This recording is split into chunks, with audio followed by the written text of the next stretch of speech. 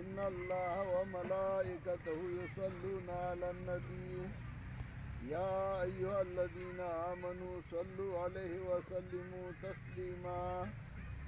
یو څو ځله درود او استغفار وایي او ثواب یې مجید خان لالا ته وبخښئ.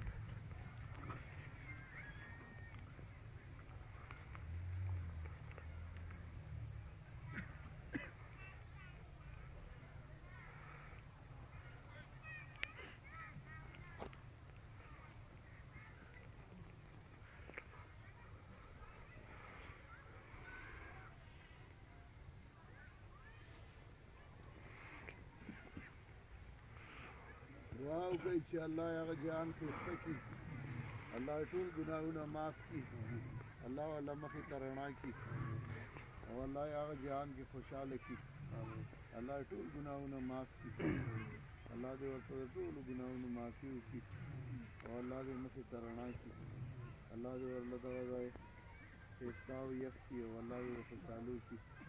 اللهم اغفره وارحمه ونور قبره ولا تعذبه واجعل قبره روضة من رياض الجنة ولا تجعل قبره حفرة من حفر النيران.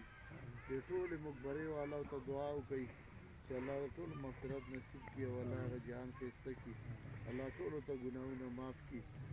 ربنا اغفر لي ولوالدي وللمؤمنين يوم يقوم الحساب.